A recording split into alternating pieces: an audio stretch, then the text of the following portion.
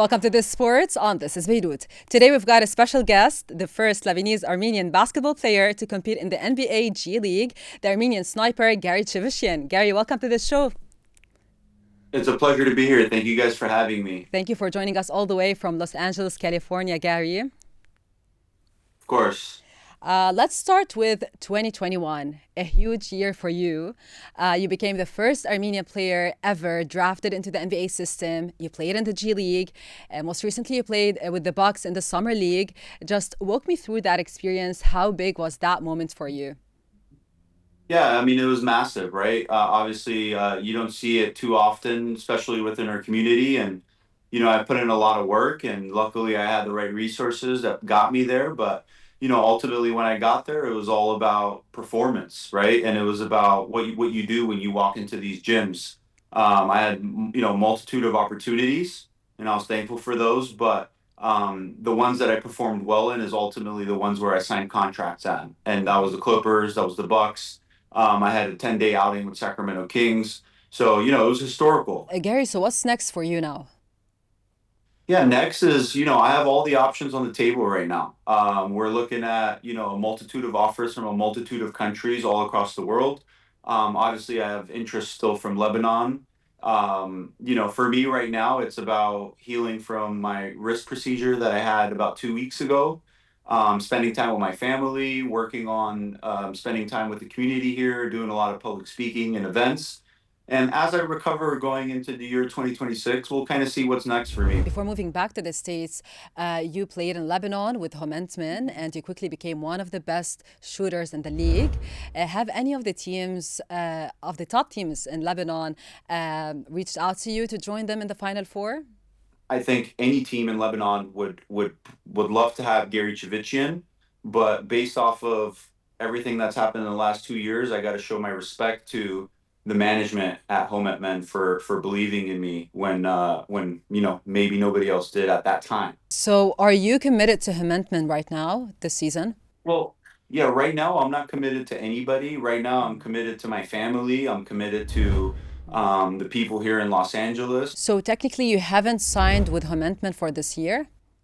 Well, I told the management that if I come to Lebanon, right, then I will only, in this case, in this moment, play for Homenetmen, right? That's what I told the Lebanon, and I even sent them a paper. Gary, what if Homenetmen doesn't make it to the Final Four? Would you still be interested in coming back to the Lebanese League in the Final Four? Yeah, I don't know. I don't know. That's the thing, right? It's like I said, as of right now, I don't have any plans moving forward into 2026. Gary, you played for the Armenian national team back in 2017 and 2018, but we haven't seen you on the national stage since. Why is that? So the national stage has not been an option for me over the last several years because I was really, really focused on trying to, one, dominate where I was at, right? So wherever that was at the time with my professional career, with some of the opportunities that I had within the NBA, even when I came out to Lebanon, I wanted to focus on where I was right here, right now, to be able to progress through each steps of my career. Mhm. And is that the reason we haven't seen you play for Lebanon either? Yeah, well, the Lebanese national team actually had sent a letter in to request for me to play for their national team after the tournament in Dubai in 2020, the last year, not this season, because we didn't play in the Dubai tournament this year, but last year, not last season, the year before, after the Dubai tournament, I was contacted by the Lebanese national team. And of course, it's enticing, right? Obviously, the Lebanon plays on the biggest stage. They are in the biggest tournaments, so it was an honor to be even considered within those realms. And I obviously have a ton of respect for the country and their national team. But ultimately, I played for Armenia in 2017 and 2018, and obviously that's where I stand at that time. I was notified by multitudes of people that it's not possible for me to play for the national team, and honestly me being, so Armenian and so loved with red, blue, and orange and my country and my origins. If I were to play on the national stage, I think it would probably be with Armenia. So, Gary, even if you had the chance to play for the Lebanese national team, you wouldn't want to. You want just to play with Armenia, right? I know that if I were to play for the Lebanese national team, that I would be a focal point and I would be an absolute star because what I bring to the table, no other Lebanese player can. And the reality is I am the greatest shooter in Lebanon and probably the greatest shooter Lebanon has ever seen. And personally, I think I'm an NBA level shooter per my resume of being able to crack into the NBA. It wasn't because of my athleticism. It wasn't because of anything else. It was because I am an NBA level shooter, and that's why I got those opportunities. And if Lebanese national team is an amazing honor, right? But like I said, I also think what Rex Kalamian and some of the board of Armenia's national team is doing now in trying to rebuild their program, position their program for success, a future success. I have a ton of respect for them as well. So, Gary, the Lebanese Federation contacted you and they sent a letter to FIBA requesting to change your national team, and you refused, basically. No, I didn't refuse. I didn't. There was some notes of it after the Dubai tournament. Like I said, I didn't answer to it. I didn't refuse to it.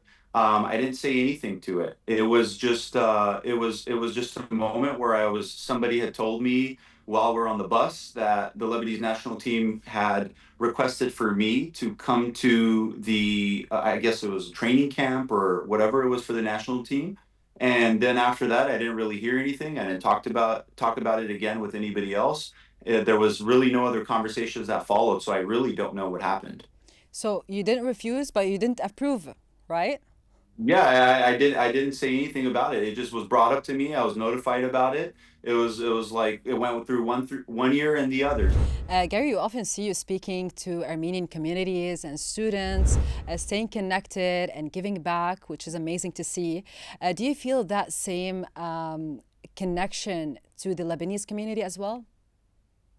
100%. Yeah, 100%. Actually, there's an extremely large Lebanese community here in Los Angeles as well as in Las Vegas, and there's plenty of work that's being done not only for the Armenian community here in terms of impacting our youth, but also for the Middle Eastern community, right? And that includes not just the Armenian and the Lebanese, but beyond, right? So I have my grandparents, a lot of my family was actually born right there in Beirut. My family spent a ton of time in Beirut, and that for me is that my blood has bleeded on your guys' soil, on my soil in Lebanon, as well as Armenia, right? I had family in both countries, so I have a close tie with both the Lebanese people and the Armenian people. And I'm trying to put some actions in place to really help our youth. I'm in contact with the Armenian government. I hope to get in contact with the Lebanese government soon. I have a lot of resources that I can provide for our youth, and that's one of my main goals is to be able to impact Lebanese basketball, to be able to impact Armenian basketball because they both have a close place in my heart. Gary, are you keeping up with the Lebanese League this season? Yeah, of course. Yeah, the Lebanese league is an amazing league, right? When I came to Lebanon 2 3 years ago, I didn't know what to expect. Obviously, I've seen the game in the States and college and in the NBA and different things, but I never knew what to expect in Lebanon. When I got there, I realized what an amazing league this is, how hard the locals play, how talented the imports are. This is really one of the best leagues in the world, the best professional basketball leagues in the world, and I stand by that. And I got a lot of passion for the league, a lot of passion for the teams, the players, the country. So I follow and I watch, I got like I said, I got a ton of love for the league in Lebanon. What are your thoughts on Homenetmen's roster this season? They've got Ahmed Ibrahim, Aziz Abdel Masih joining as well. Yeah, no, they got a good team. I mean, you see they're right up there in the standings. They haven't lost a game yet. They're clearly doing something right. Love to see Ibrahim get back into the league. Obviously, he has a ton of talent. Super, super talented guy, and I hope to watch him continue to find his groove, find his rhythm, and get to his peak performance like he knows he's capable because he's still, he's still young and he has it in him and you see some flashes of it this season. But the staff has really put together a strong team and they're playing together, they're playing well. And every year, I mean, you see the red, blue, and orange team competing, right? Even if they're undermanned, even if they're maybe don't have the same resources, but they're competing and fighting and scratching and crawling. So got a great deal of respect for that team over there. Gary, in a previous interview, the Homenetmen's president, Guy Manoukian, described last season's team as a Kia Picanto that still made it to the Final Four. This season, with a higher budget, new signings, the target is probably higher. Do you think Homenetmen can make it to the final? Yeah, why not? Right? Why not? I mean, you see Beirut kind of dropping off this year. I don't think that they have the local talent that they wanted. And it looks like it's going to be a competition between, Riyadi suggests and that Hometmen's always going to be in the mix fighting, like I said. They have the pieces there together and it'll be interesting to see how it plays out, but I don't see. I think this, if there's any year that they had a great opportunity to win it all, it's this year because, with certain guys out, certain guys in Japan, certain guys in, there's some room to come in here and really make some noise. Gary, that wraps up our interview. Thank you so much for joining us and best of luck with whatever opportunity you choose next. Thank you so much. Thank you guys for having me. That's all for this episode of This is Sports. Thanks for watching. Make sure to follow This is Beirut on all our social media platforms and check out our website for more episodes.